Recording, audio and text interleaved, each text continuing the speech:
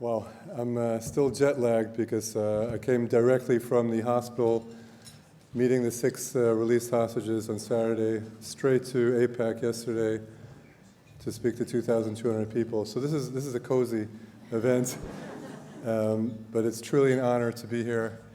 You know, I was given this Israel emergency response, and this is what you guys have been doing for the past year. And out of the 40 organizations that you've contributed over $167 million, I actually work and volunteer for 17 of these organizations. So we're in this together, and thank you so much.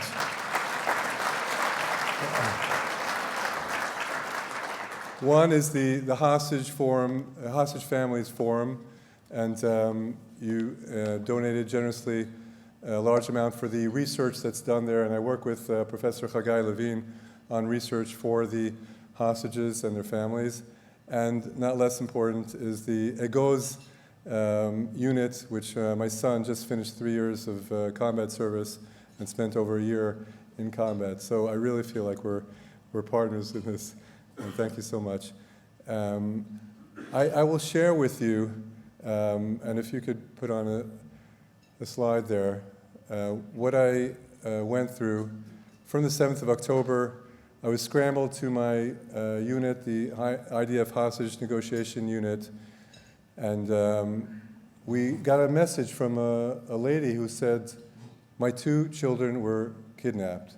And I called her back, and I said, what's the story? And she described to me in a calm, cool, collect manner how she got a telephone from a number she didn't recognize, and her son was saying, Ima, they're kidnapping us, as they were being dragged across to Gaza.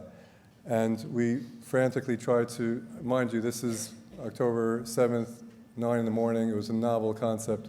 Who would have thought that children would be kidnapped? And we kicked into action, and we tried to track the numbers, and very quickly we realized that they're already in Khan Yunis, and there was nothing we could do about it. And since then, it was haunting me, and she kept asking me, what about my children, what about my boys? And I couldn't give her an answer. I ended up meeting the first 2 on October 20th who came out and wrote the protocol, and as a result of that, met 147 hostages who came out at the hospital as they came out. And we did 2 things. We got very important intelligence for rescue operations. You all are familiar with the Yamam, now they're world famous. I've been working with them for 10 years. I'm their resilience coach. The Yamam warriors are the most amazing warriors. My son, he signed up for 3 years. He did his shift and he moved on. He's now in Thailand enjoying himself. But these Yamam guys, they're in for life. That's what they do. And they fight for the privilege to be the first guy to burst through the door to rescue hostages. And they're all willing to take a bullet. And these are the guys that you're supporting. These are the best of the best. And so the intelligence that we got from them at 4 or 5 in the morning when the hostages came out helped the Imam rescue those hostages.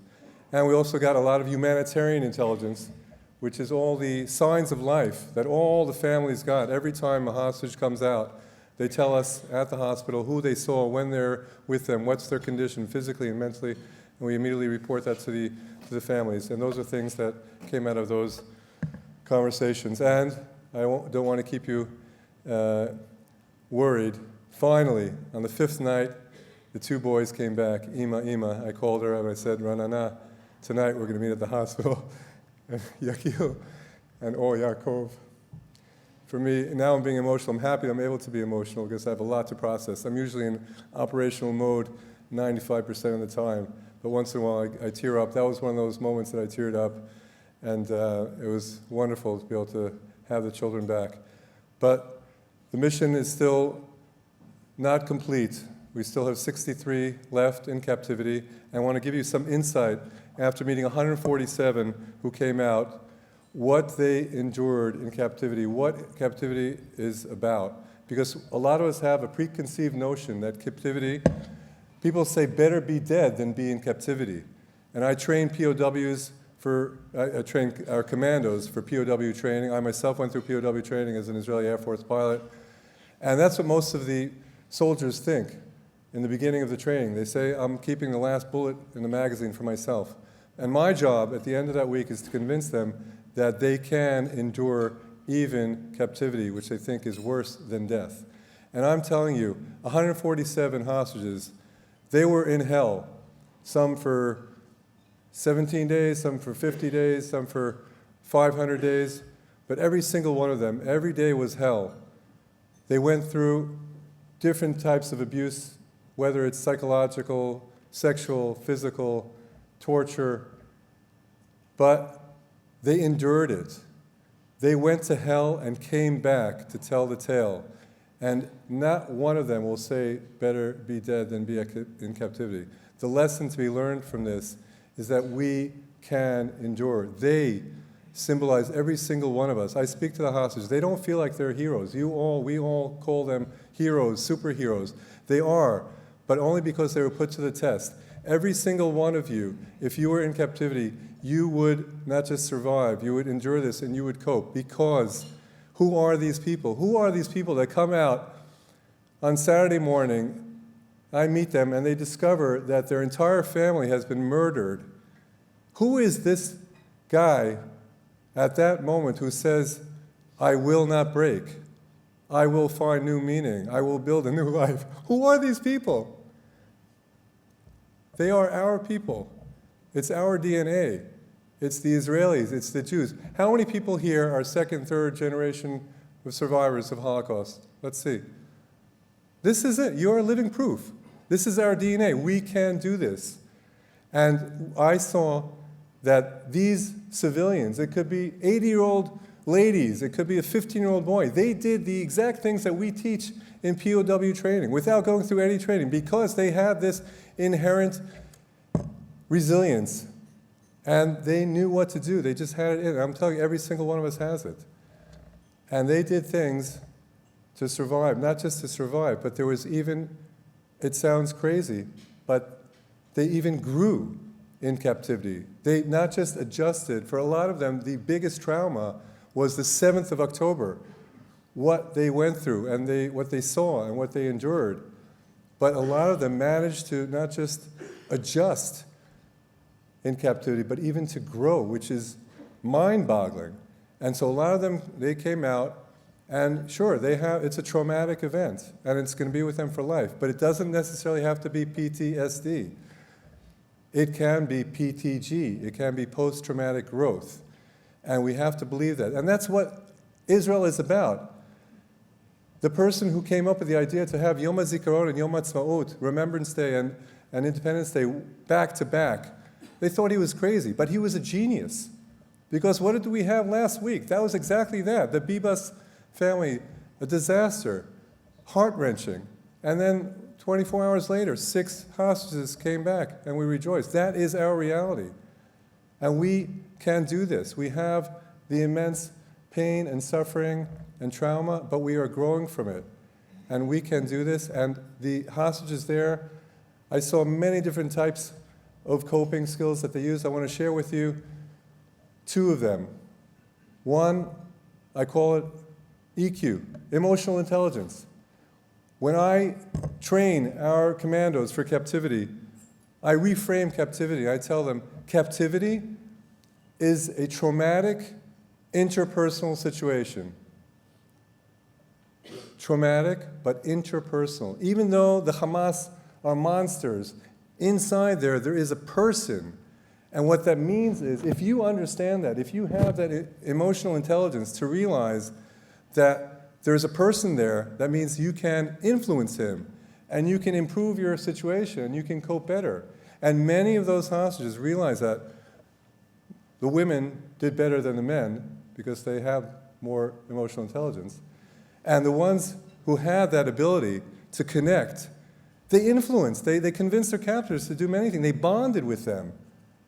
And I have seen many, many cases like that, and I feel like I have a responsibility to tell, if any of you see somebody talk, a hostage who's returned, and talks positively about their captor, do not be judgmental. The opposite. Realize that this person has a very healthy survival mechanism, and that allowed him to bond and therefore influence. And they did much better in captivity because they realized that they had emotional intelligence. That's something that's relevant in all cases for all of us. EQ is much more important than IQ. And the second thing I saw was the importance of togetherness. There were people who were held alone. There were people who were held together. The ones who were held together in a dark tunnel without light or air, they were better off being together in a dark tunnel than being alone up above in an area apartment. Being together, that's what gave them hope. But what's amazing is we saw that even people who were held alone, they managed to find the way not to feel alone. And they connected, and they felt together with others. They thought about their loved ones. They had imaginal conversations with their loved ones. And they felt, and you here need to realize, everything you do, all the support that you give, they feel it over there. I know it because I heard stories. They said that they were there in captivity. Could be in a tunnel, it could be wherever, and they were connected to the media. They saw television, they heard the radio. They saw you guys at the Hostage Square. They heard the news about the American government and the American jury supporting them. They knew that we were out there and have their backs. And they saw people demonstrating, and that gave them strength. They were able to be healed and to go through a process while they were there. There was one hostage who heard somebody speak on the radio, a psychoanalyst, who spoke about how to cope with trauma and captivity. And she took those tips and she used them in captivity, in a tunnel. Imagine what that means. That means they are not alone. They feel that they're together with us, and we can and we must stay together and give them the sense that we're in this together, and to send them that energy, believe that they will come out. There are another 63.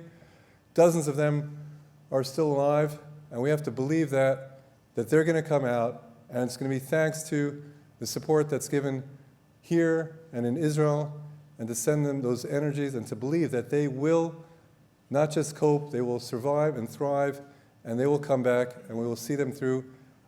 Most important, if we do this together. Thank you very much.